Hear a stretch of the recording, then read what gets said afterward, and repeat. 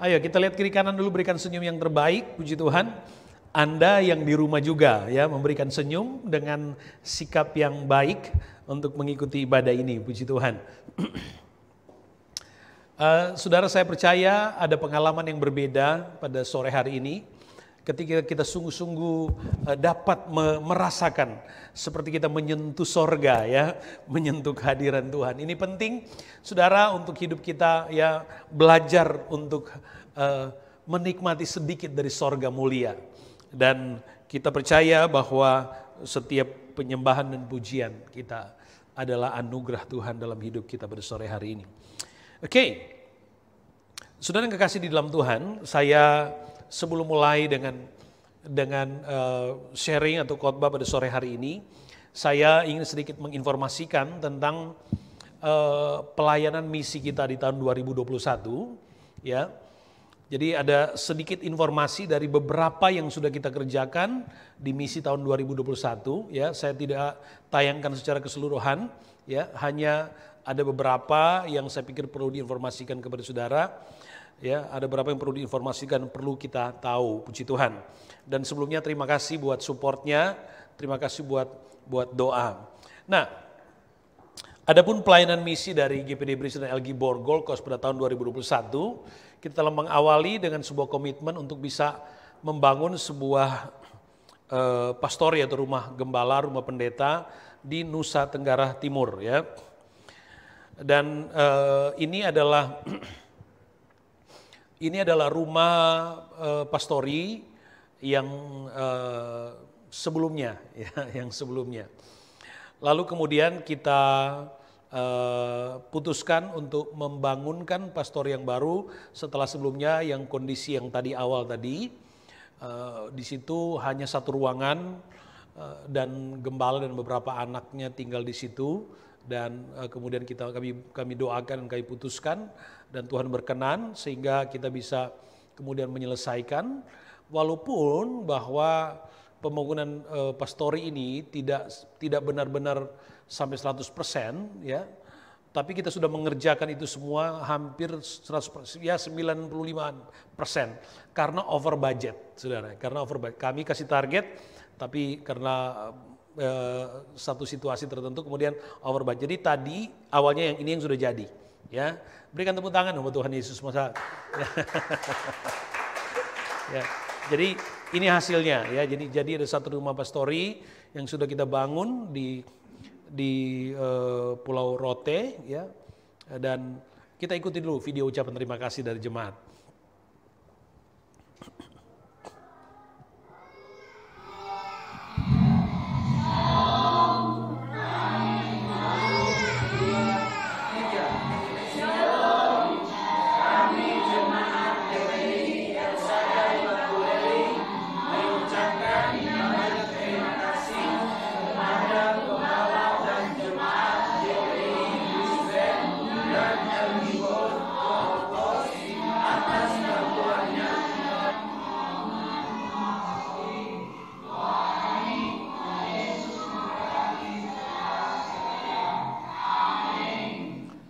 Tuhan, itu satu bangunan fisik yang kita kerjakan pada tahun ini.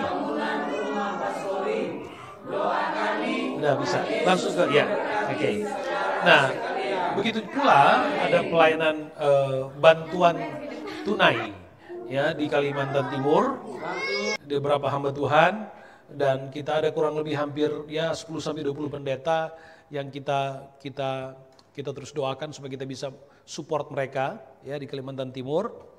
Dan mereka pada waktu beberapa bulan yang lalu kita membantu dengan bantuan tunai, ya, kepada masing-masing keluarga hamba Tuhan, karena pada masa-masa pandemi kemarin mereka tidak ada ibadah, berbulan-bulan tidak ada ibadah, ya.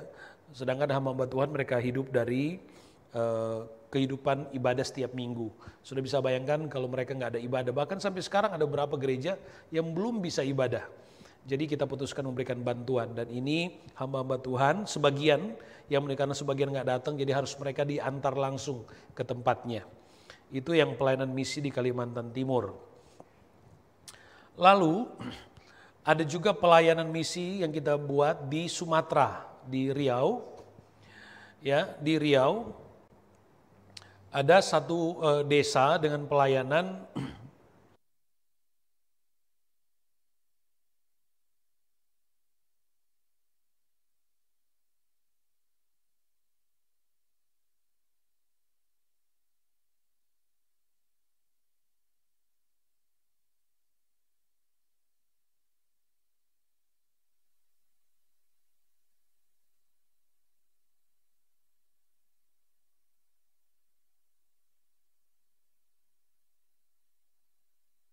lalu hanya dalam beberapa bulan pelayanan itu berkembang. Coba di slide berikutnya. Dan kemudian bisa berkembang sampai mereka punya komunitas seperti ini. Jadi mereka belum punya tempat ibadah, masih minjam, begitu juga pendetanya semua masih pinjam. Lalu kami sempat tanya, kebutuhan pelayanannya apa?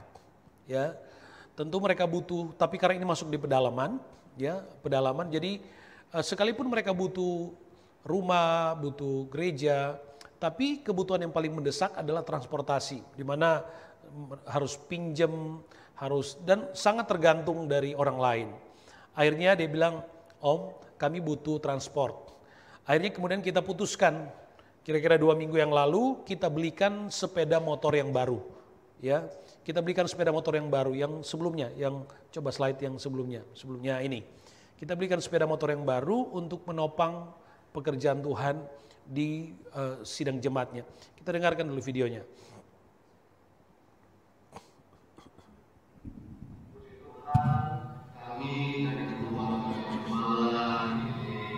Tuhan, kami dari keluarga Gembala GKD El-Sadai Firmandau di Riau mengucapkan banyak terima kasih kepada Bapak Ibu Gembala dan seluruh jemaat Bisben dan LG Borkos.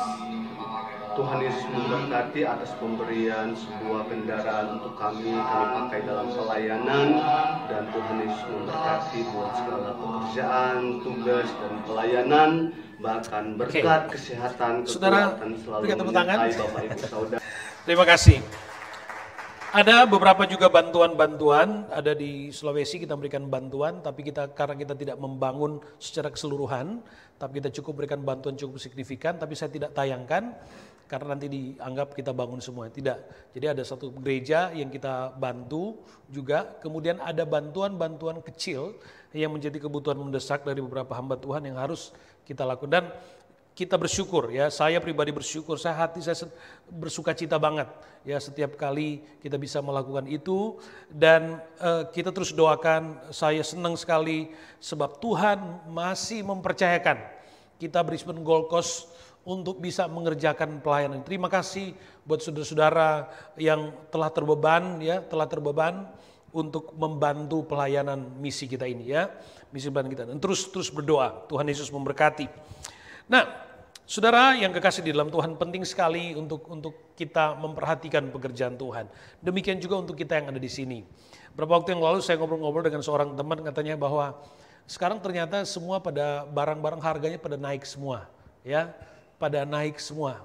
Saya dikuatkan dengan kesaksian dari seorang anak Tuhan yang luar biasa.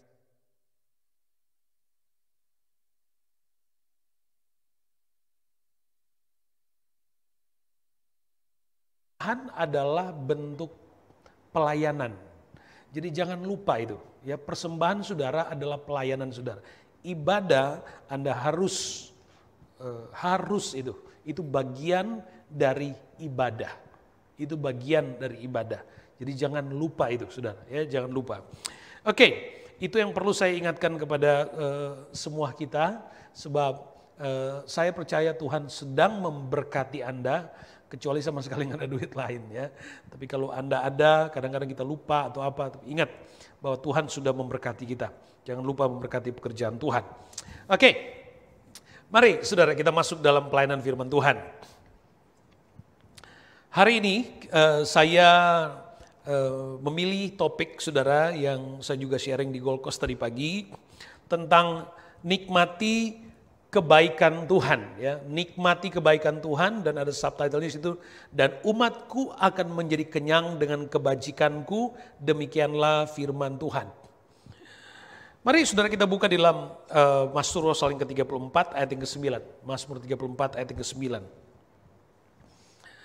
Ayat ini menjadi lagu yang cukup populer, saudara, ya, menjadi lagu yang cukup populer.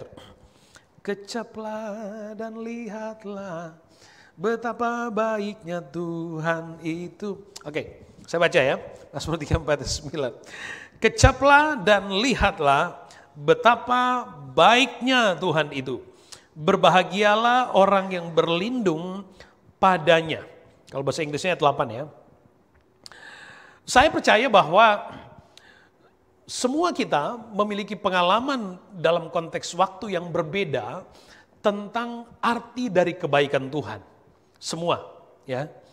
Kalau kemudian hari ini kita mungkin sedang bergumul tentang sesuatu, lalu kemudian kita belum mengalaminya, itu lain soal.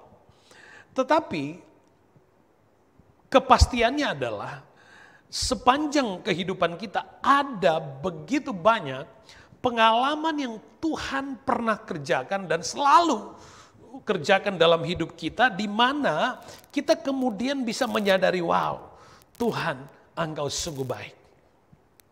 Nah, saudaraku yang kekasih di dalam Tuhan, Tuhan kita adalah Tuhan yang Alkitab katakan dia tidak pernah berubah, dulu, sekarang, bahkan sampai selama-lamanya.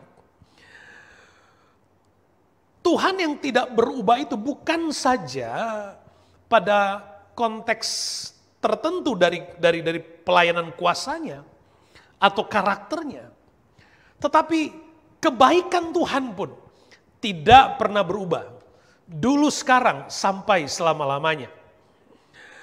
Lalu sekali lagi, lalu kemudian dulu kita pernah mengalami kebaikan, lalu sekarang rasa-rasanya Tuhan, kenapa kok Tuhan jauh? Tuhan, kenapa kok Tuhan gak jawab? Tidak berarti bahwa kebaikan Tuhan itu berubah, tidak. Kebaikan Tuhan adalah pribadi Tuhan sendiri. Pemazmur di dalam pengalaman rohaninya dia dikatakan, kecaplah dan lihatlah betapa baiknya Tuhan. Kecaplah dan lihatlah betapa baiknya Tuhan. Saudara, Anda hanya akan dapat merasakan arti dari sensasi iman kita ketika kita bisa mengecapnya. Kita hanya bisa mengalami sensasi iman itu ketika kita dapat menikmatinya terlebih dahulu. Kekristenan disebut believer. Artinya orang-orang yang percaya. Panggilan dalam kehidupan kekristenan adalah perjalanan percaya. Bukan sebaliknya. Atau separuh percaya, separuh tidak. Atau kira-kira percaya, atau sedikit percaya yang lain diabaikan. Tidak, believer. Kenapa? Karena kita hidup dari percaya. Banyak orang menuntut kalau Tuhan jawab doa saya, baru saya mau percaya. Orang yang ada di luar selalu menuntut dengan caranya sendiri, kalau Tuhan mengadakan mujizat, menjawab doa saya, menyembuhkan, memberkati dan lain sebagainya, saya mau ikut Tuhan. Itu cara yang salah. Kecap dulu. Percaya dulu, baru kita bisa menikmati kebaikan Tuhan. Sesungguhnya kebaikan Tuhan tidak pernah berubah, dia selalu ada. Dia selalu ada. Kebaikan Tuhan selalu hadir di dalam hidup kita, itu janji. Itu janji Tuhan. Di dalam Mazmur pasal yang ke-23, Mazmur pasal yang ke-23 tentang Tuhan adalah gembala yang baik. Ayat yang ke-5 dan 6 katakan begini. Engkau menyediakan hidangan bagiku di hadapan lawanku. Engkau mengurapi kepalaku dengan minyak, pialaku penuh melimpah. Kebajikan dan kemurahan belaka akan mengikuti aku seumur hidupku, dan aku akan diam dalam rumah Tuhan sepanjang masa. Dikatakan, engkau menyediakan hidangan bagiku. Alkitab sedang menjelaskan bahwa kebaikan Tuhan selalu tersedia.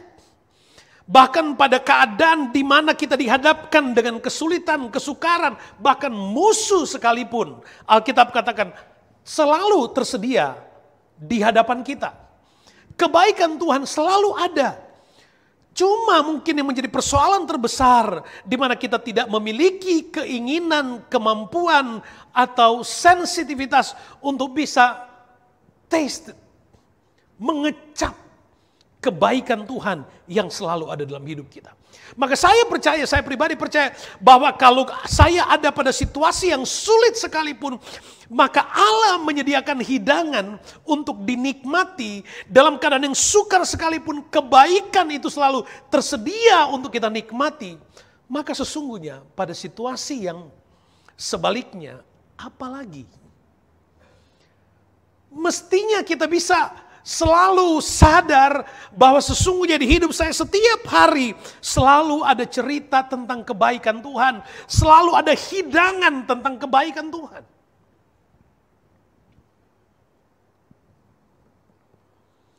Di hadapan musuh sekalipun ada kebaikan. Pada situasi yang berat sekalipun selalu ada kebaikan. Kecaplah. Kecaplah. Nikmati.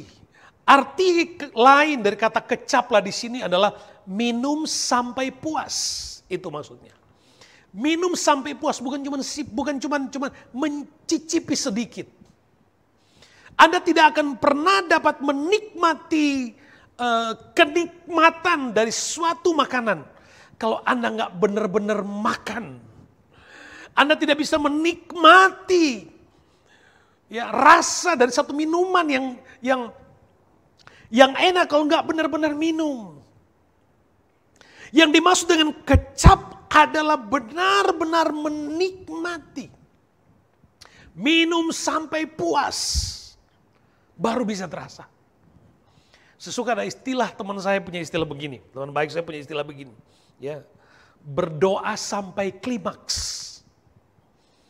Berdoa sampai klimaks. Ini persoalan dalam kehidupan orang-orang Kristen, banyak sekali kita gagal di dalam doa. Karena apa? Waktu kita berdoa, rasa jenuh itu menghentikan iman kita. Waktu kita sedang setia, kejenuhan, rasa malas itu menghentikan kita. Padahal semakin kita setia di dalam doa, semakin kita setia dalam ibadah, itu adalah satu usaha untuk meraih rasa, meraih nikmatnya, meraih kebaikan Tuhan. Sehingga saudaraku yang kekasih di dalam Tuhan, panggilan ibadah, panggilan doa, panggilan pelayanan adalah panggilan kepada kebaikan Tuhan. Adalah undangan kepada kenikmatan rasa dari kemurahan dan anugerah serta jawaban Tuhan. Itu kehidupan kita di dalam Tuhan.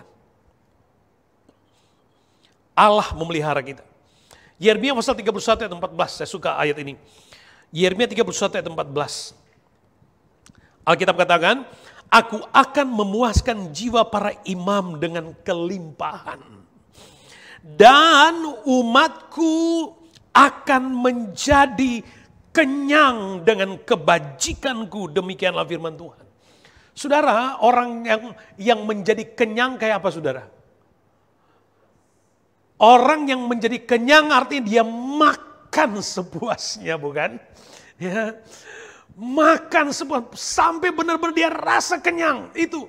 Dan Tuhan katakan umatku akan menjadi kenyang. Haleluya. Kecap makan, minum sampai puas. Dan saudara, itu adalah kehendak Tuhan dalam hidup kita. Amin. Itu adalah kehendak Tuhan. Saya berkata, hidup saya adalah hidup di dalam kebaikan Tuhan.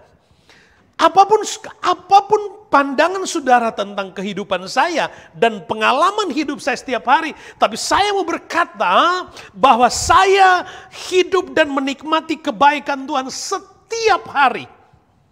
Kalau ada di kehidupan saya di mana Anda lebih banyak, Anda memiliki lebih, itu ukuran. Tetapi sedikit atau banyak yang saya alami, saya tetap berkata bahwa itu kebaikan Tuhan. Itu yang saya nikmati. Saya mau terus menikmati makan dan minum di meja kemurahan Tuhan. Sebab itu janji. Jangan ada yang menghentikan rasa lapar dan hausmu akan kemurahan Tuhan. Doa sampai klimaks. Memuji Tuhan sampai klimaks. Layani Tuhan sampai klimaks. Di titik klimaks itu sensasinya ada di situ. Amin. Haleluya. Halo. Masih hidup saudara? Itu yang dinikmati, itu yang Allah sediakan. Itu yang Allah sediakan. Haleluya, kebaikan Tuhan yang tiada taranya Allah sediakan buat hidup kita.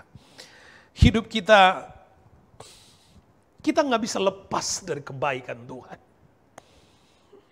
Mata kita yang nggak bisa mengenali dengan sempurna. Karena kita membangun perspektif dunia yang permanen. Sehingga ukuran yang kita pakai ukuran dunia. Banyak kali kita kehilangan kesempatan untuk menikmati rasa dari kebaikan Tuhan. Karena itu dihentikan dengan pikiran dunia, dengan cara pandang dunia. Padahal kita udah dekat banget.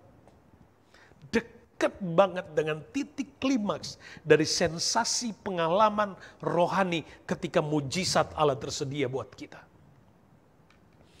Saya pun harus berani berkata jujur kepada ada saatnya saya pun gagal mencapai klimaks dari momentum doa pribadi saya. Tapi saya bersyukur saudara, firman Tuhan mengingatkan bahwa jika di dalam keadaan yang sulit sekalipun kebaikan Allah tersedia, maka terlebih lagi pada situasi yang sebaliknya, maka kebaikan Tuhan selalu ada di hidup kita. So, jangan komplain dulu sama Tuhan. Jangan dulu komplain. Makan dulu sampai puas. Makan dulu. Alkitab katakan, makan sampai akan ku kenyangkan. Akan ku kenyang, menjadi kenyang dengan segala kebajikan. Saudara, kita lihat kebaikan Tuhan. Kebaikan Tuhan. Kecaplah kebaikan Tuhan. Yohanes pasal 2 ayat 9. Kita familiar dengan kisah perjamuan kawin di Kana. Ketika di dalam acara perjamuan kawin kemudian mereka kehabisan anggur. Mungkin bukan karena persediaan yang sedikit, bukan. Tapi karena orang yang banyak yang datang. Lalu Alkitab katakan Yesus juga hadir di situ. Ibu Yesus juga hadir di situ. Lalu mereka kehabisan anggur. Ketika mereka kehabisan anggur, Ibu Yesus datang kepada Yesus dan berkata mereka kehabisan anggur. Lalu apa yang terjadi? Kita kenal kisah ini dengan mujizat Yesus yang pertama. Lalu ini dikenal dengan cerita air menjadi anggur. Air menjadi anggur. Setelah air menjadi anggur, Tuhan Yesus ubahkan air menjadi anggur. Perhatikan ayat 9 dan 10. Setelah pemimpin pesta itu mengecap air yang telah menjadi anggur itu. Ia tidak tahu dari mana datangnya, tapi pelayan-pelayan yang mencedok air itu mengetahuinya. Ia memanggil mempelai laki-laki dan berkata kepadanya, setiap orang menghidangkan anggur yang baik dahulu dan sesudah orang puas minum barulah yang kurang baik. Akan tetapi engkau menyimpan anggur yang baik sampai sekarang. Haleluya. Engkau menyimpan anggur yang baik sampai sekarang. Yang Tuhan buat selalu jauh lebih baik. Atau Tuhan sanggup mengubahkan sesuatu yang kita pikir tidak mungkin menjadi mujizat. Kemudian itu menjadi mungkin. Sesuatu yang dalam pikiran kita impossible, kemudian menjadi possible. Air jadi anggur. Dan sesuatu yang rasanya dalam pikiran kita nggak mungkin kok air bisa jadi anggur. Tapi Tuhan buat itu jadi anggur. Dan rasanya jauh lebih berkualitas dari anggur yang mereka pikir baik sebelumnya. Jadi saudara yang kekasih di dalam Tuhan, kebaikan Tuhan di dalam hidup kita tidak selamanya harus didasari dengan instrumen yang sudah tersedia sehingga rasanya kita bisa melihat bangunannya. Oh, karena begini pasti jadi begini. Enggak. Cara Tuhan bekerja banyak kali opposite, saudara. Kita lihat nggak ada cara, nggak ada sumber, nggak ada awal, nggak ada alasan. Tapi kemudian Tuhan bisa ubahkan suasana itu, situasi itu. Kemudian yang jadi justru yang lebih baik. Kita berusaha memfasilitasi sumbernya. Kita berusaha membangun dari sumber yang kita pikir alasannya lebih konstruktif. Alasannya lebih possible. Nanti jadi seperti ini. Kita tanam benih ini, nanti kita akan petik buahnya. Tuhan kadang-kadang gak gitu, saudara. Bahkan banyak kali cara kerjanya berbeda. Dari sesuatu yang kita pikir gak ada, bahkan sangat impossible. Untuk kita bisa melihat ada sesuatu yang baik terjadi. Tapi justru di sana Allah sanggup hadirkan kebaikan. Justru di situ Allah sanggup hadirkan mujizat. Dan itu kebaikan Tuhan. Perjalanan bangsa Israel keluar dari Mesir. Keluaran pasal 16 ayat 15. Dan ayatnya yang ke-35. Keluaran 16, 15, dan 35. Ketika orang Israel melihatnya, berkatalah mereka seorang kepada yang lain, apakah ini? Orang Israel keluar dari Mesir, dan sejak dari Mesir, mereka sampai ke masuk tanah Kanaan, Allah memelihara mereka. Sebelumnya mereka komplain. Mereka komplain kepada Musa, Musa lebih baik kami tinggal di Mesir. Untuk apa engkau bawa kami keluar? Kami harus kelaparan di sini. Pertama Tuhan kirim apa? Burung puyuh. Karena mereka minta daging, Tuhan kasih burung puyuh. Saudara bayangin. Biasanya harus ditangkap tuh. Harus mencari tuh. Tapi yang ini Tuhan bisa buat itu burung puyuh justru datang kepada orang Israel. Dan orang Israel tinggal nangkep, tinggal pegang, digoreng. Gitu. Ya gitu. Tinggal tangkap, direbus. Tinggal tangkap, dirica-rica. Sampai mereka, wow. Dan setelah itu mereka bilang, kami sudah enak dengan daging. Kami butuh roti. Perhatikan baik. Lalu apa yang terjadi? Sebab mereka tidak tahu apa itu, tetapi Musa berkata kepada mereka, inilah roti yang diberikan Tuhan kepadamu menjadi makananmu. Inilah roti yang diberikan Tuhan kepadamu menjadi makananmu.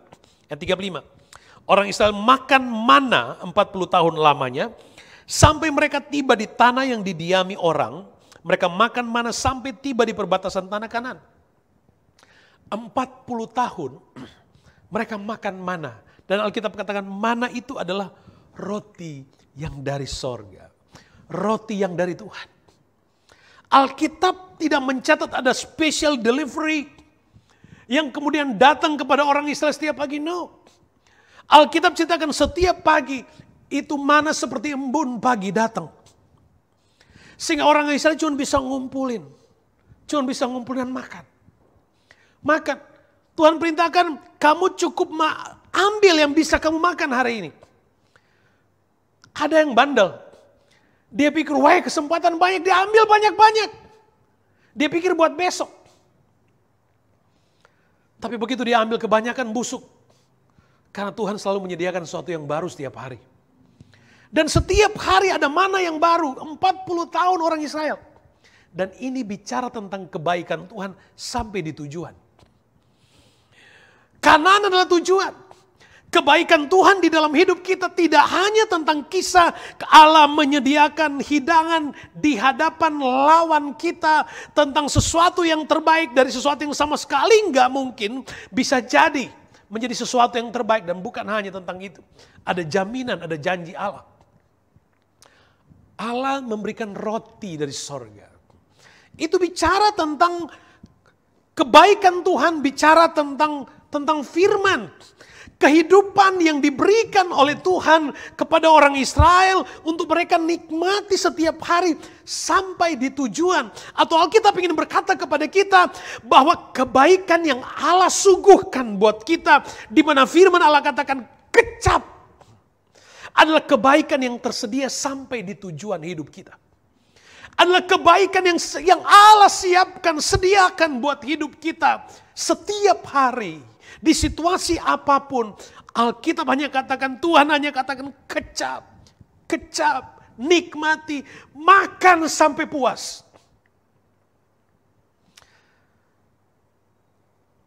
Akan sulit bagi banyak orang untuk mengalami sensasi mujizat, jawaban, kalau pikiran kita dibatasi dengan pikiran dan ukuran dunia.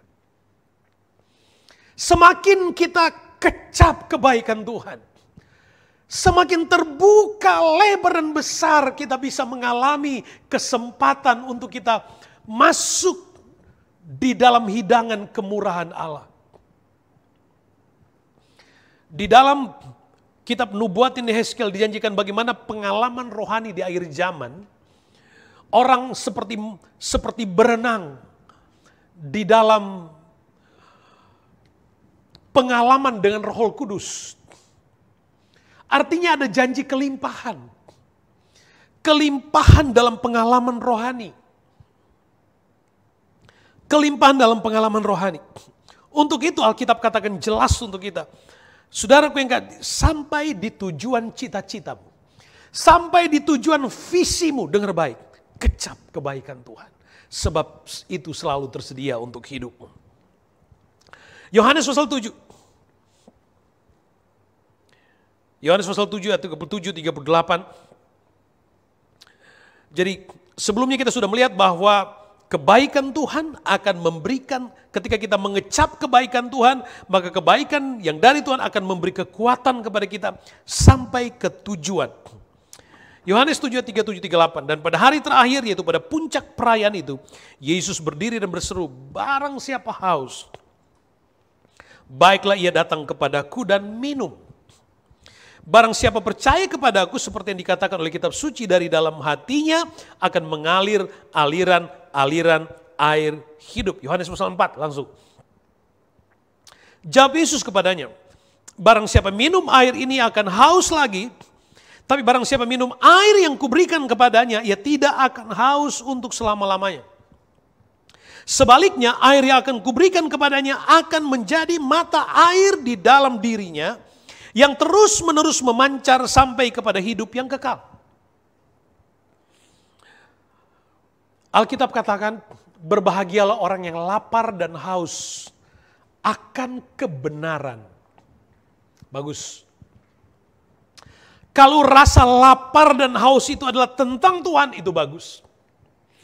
Tapi lapar dan haus juga bicara tentang satu keadaan di mana ada situasi di hidup kita yang tidak terpenuhi dengan maksimal. Sehingga pada situasi itu kita butuh dipuaskan. Sehingga rasa lapar dan haus bisa berarti ada satu situasi di kehidupan saudara di mana Anda butuh Tuhan. Sebab orang yang lapar dan haus dan rasa lapar hausnya itu bukan tentang Tuhan, itu potensial bisa berbuat salah. Saudara, orang kalau lapar bawaannya emosional, ya, emosian, ya, apalagi yang laki. Kalau lapar bisa emosian, saudara, ya, mudah tersinggung. Kalau lapar. Alkitab ini menggambarkan bahwa orang yang lapar, bahkan jawaban dari setiap persoalan-persoalan sosial adalah kami mau makan apa. Bahkan ada tindakan-tindakan kejahatan ketika ditanya, kenapa kamu melakukan itu? Karena apa? Lapar. Pada situasi seperti Alkitab kata Yesus berkata, dalam pembacaan kita, barang siapa yang haus, barang siapa di hidupnya tidak dapat dipenuhi dengan apapun usahanya, apapun yang dia miliki, atau tidak dapat dipenuhi oleh dunia sekalipun, Yesus memberikan tawaran. Barang siapa yang haus, baiklah ia datang kepadaku dan minum. Wow. Di ayat yang lain kita dapatkan ayat Yesus berkata, marilah kepadaku hai kamu yang letih lesu dan berbeban berat, aku akan memberikan kelegaan. Itu sama artinya Yesus berkata, barang siapa yang haus, minumlah, engkau akan mendapatkan kelegaan. Taste. Nikmati, kecap. Kita nyanyi, kecaplah dan lihatlah betapa baiknya Tuhan. Kecap, nikmati Tuhan.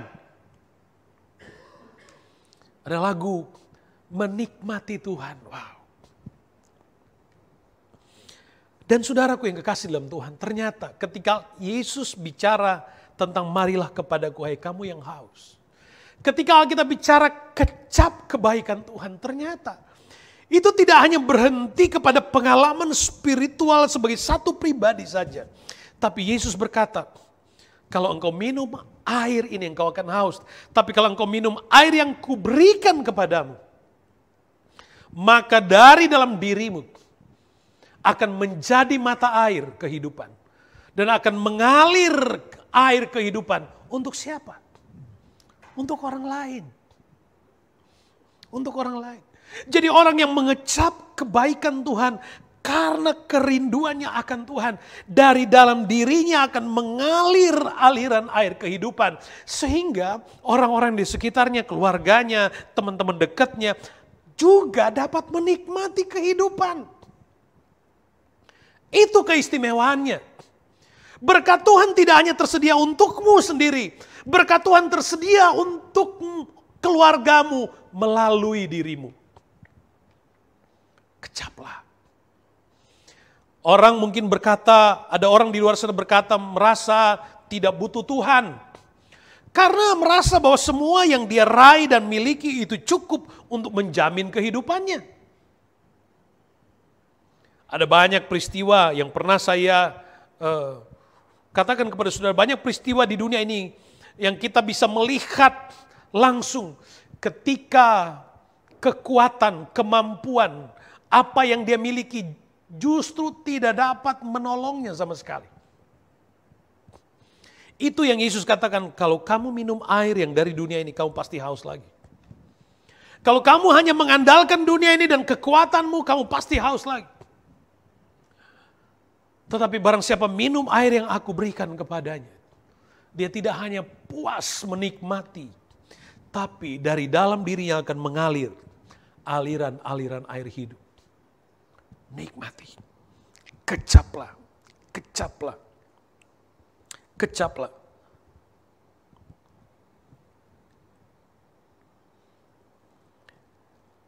Setiap awal bulan kita mengadakan perjamuan Tuhan. Dan ayat ini selalu kita baca. Matius pasal 26. Ayat 26 sampai 28. Dan ketika mereka sedang makan, Yesus mengambil roti, mengucap berkat, memecah-mecahkannya lalu memberikannya kepada murid-muridnya dan berkata, ambillah, makanlah, inilah tubuhku. Sesudah itu ia mengambil cawan, mengucap syukur lalu memberikannya kepada mereka dan berkata, minumlah kamu semua dari cawan ini, sebab inilah darahku, darah perjanjian yang ditumpahkan bagi banyak orang untuk pengampunan dosa. Menikmati Tuhan, mengecap kebaikan Tuhan. Yesus berkata, makanlah, inilah tubuhku, minumlah, inilah darahku. Dan barang siapa yang menikmati, yang mengecap pribadi Tuhan, dia akan memiliki kehidupan. Dan hanya dengan mengecap, menikmati Tuhan, maka kita dapat mengerti arti kehidupan yang sebenarnya. Menikmati Tuhan. Menikmati pribadi Tuhan. Menikmati kasih Tuhan. Saudara yang kekasih di dalam Tuhan, Yesus selalu ada di hidup kita.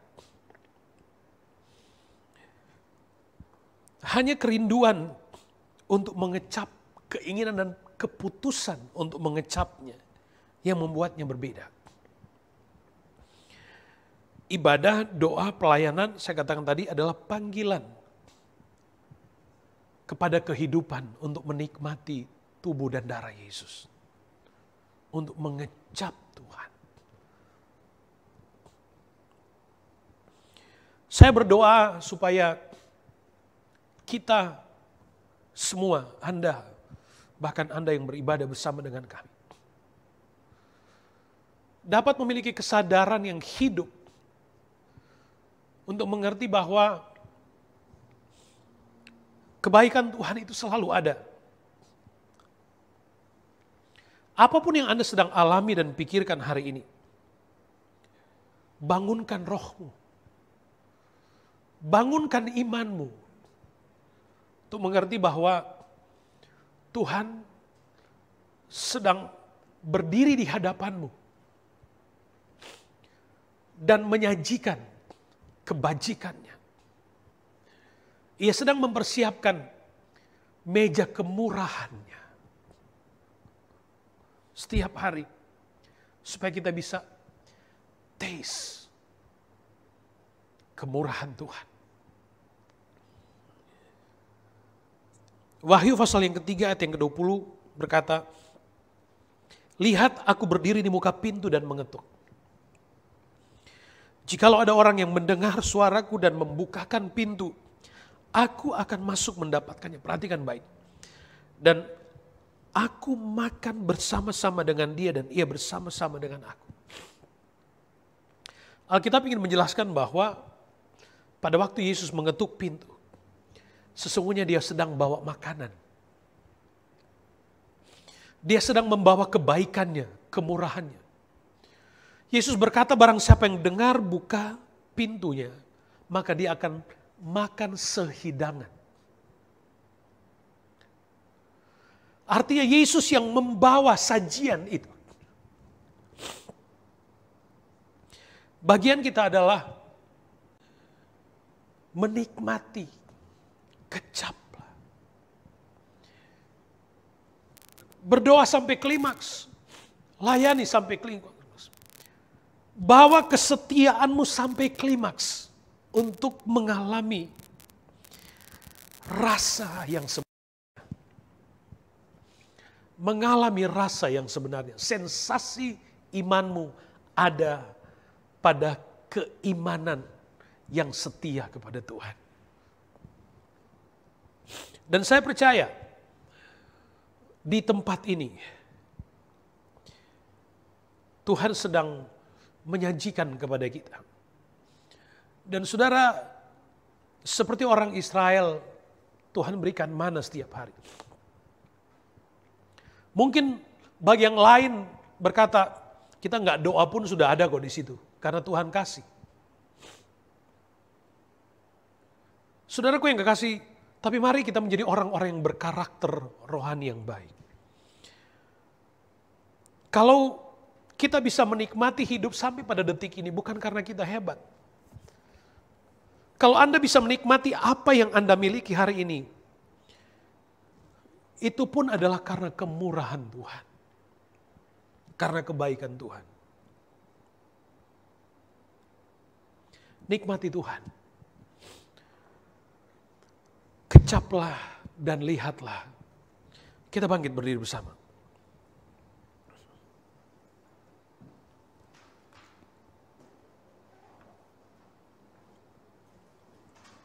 Haleluya, puji Tuhan.